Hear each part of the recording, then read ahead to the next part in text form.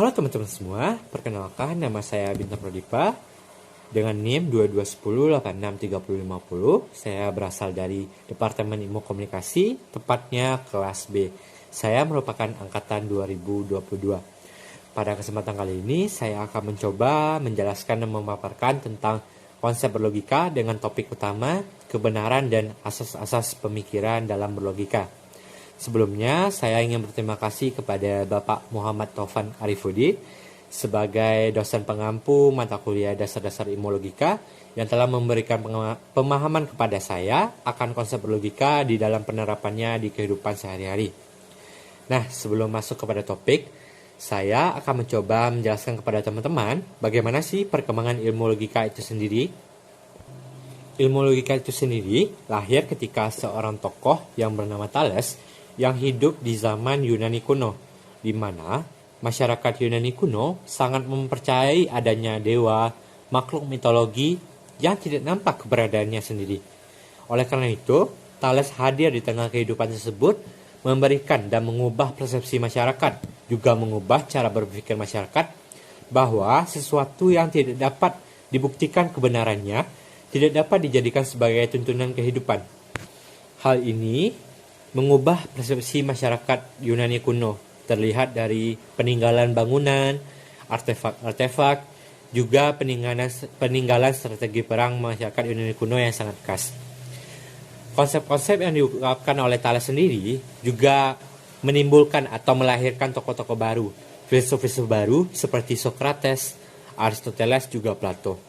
Beliau-beliau ini mengubah peradaban manusia, membantu manusia dalam teori-teorinya, sehingga timbullah ilmu-ilmu pengetahuan baru yang membantu masyarakat seperti fisika kuno yang memberikan teknik-teknik dalam masyarakat berkehidupan.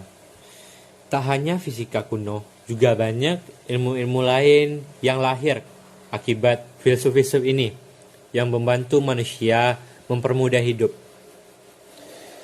Masuk kepada zaman berikutnya, yaitu zaman abad pertengahan, di mana pada zaman ini dominasi gereja sangatlah menaikkan perannya dalam kehidupan.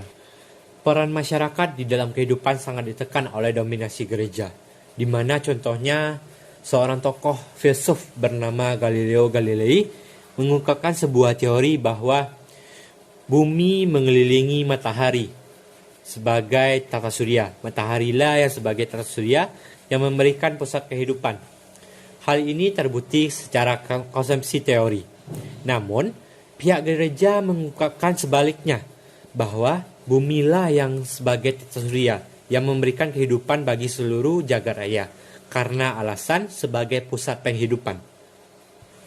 Akibat teori yang diberikan oleh tokoh tersebut, ia malah mendapatkan hukuman gantung dari gereja.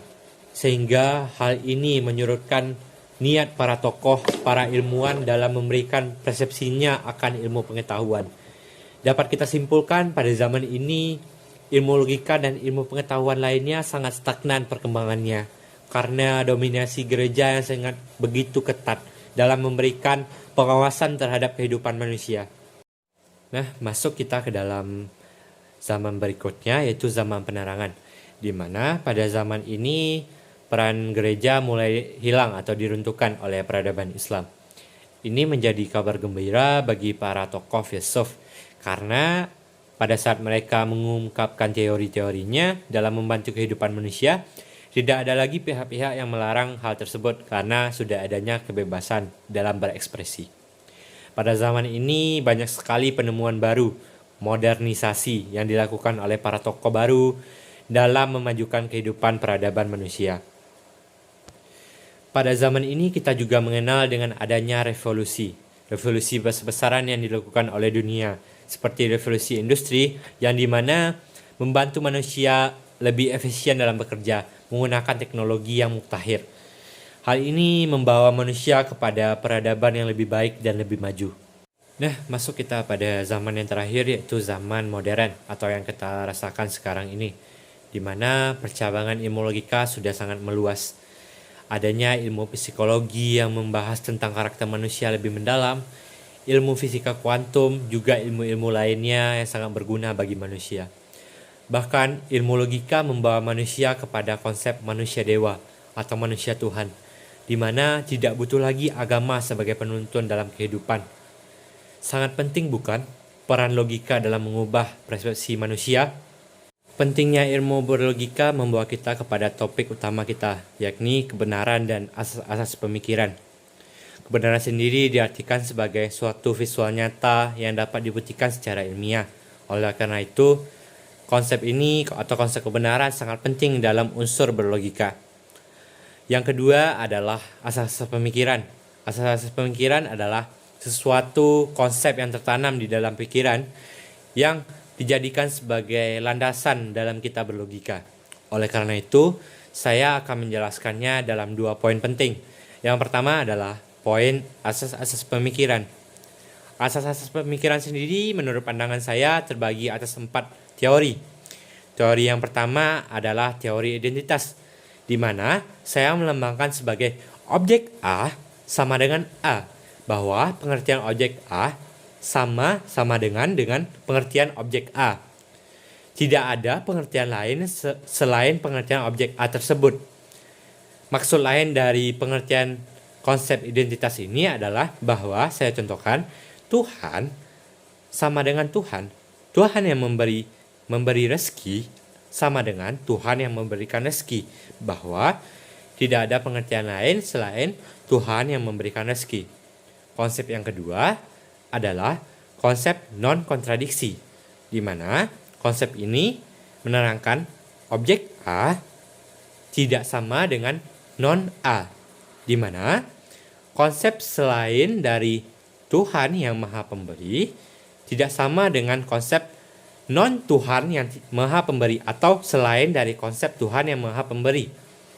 Konsep yang ketiga adalah konsep keselarasan, di mana A tidak sama dengan B, bahwa konsep Tuhan yang Maha Pemberi atau A tidak sama dengan konsep saya contohkan dengan matahari, bahwa konsep Tuhan yang Maha Pemberi tidak sama dengan konsep matahari yang memberikan cahaya bagi alam semesta. Dan teori yang terakhir yaitu teori kausalitas. Tentu di dalam penciptaan suatu objek atau suatu pemikiran pasti ada alasan tersendiri dalam penciptaannya. Misalnya Tuhan memiliki konsep yang berbeda di setiap manusia atau di setiap kepercayaan. Oleh karena itu, konsep Tuhan berbeda-beda di setiap kita. Ada alasan mengapa Tuhan menciptakan suatu manusia. Ada alasan mengapa Tuhan memberi manusia pertolongan. Oleh karena itu, konsep Tuhan ada alasan mengapa Tuhan itu tercipta untuk sebagai penuntun umat manusia dalam berkehidupan.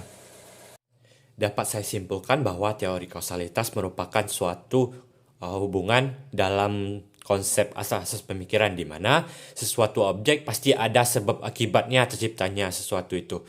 Oleh karena itu, dengan kita menguasai 4 teori ini, teori identitas, teori non-kontradiksi, teori keselarasan, dan juga teori kausalitas, kita mengetahui realitas objek yang akan kita kaji atau yang akan kita pikirkan. Dengan itu kita dapat berlogika dengan baik dengan konsep yang tepat.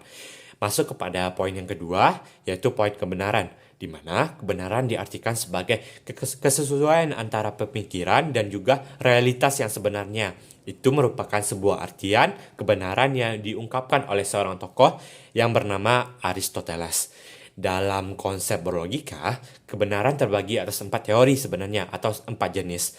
Jenis yang pertama adalah jenis korespondensi, di mana jenis ini menyatakan bahwa suatu kebenaran harus berkesinambungan dalam kehidupan atau memiliki hubungan satu sama lainnya. Teori yang kedua adalah teori konsistensi. Ketika diuji di dalam kehidupan, konsistensi dari kebenaran itu selalu dapat diuji berkali-kali atau dapat dibenarkan secara berkali-kali, tidak hanya satu kali pengujian, namun bisa digunakan secara berulang-ulang. Teori yang ketiga adalah teori koersi, di mana di dalam pengujian kebenaran tidak boleh bertentangan dengan teori lain atau teori kebenaran yang lainnya yang sudah tervalidasi. Teori yang keempat adalah, atau jenis yang keempat adalah teori pragmatisme, di mana dalam teori kebenaran ini harus memiliki manfaat bagi sekitarnya. Teori kebenaran yang diciptakan atau yang diargumentasikan harus memiliki tujuan atau manfaat dalam kehidupan manusia.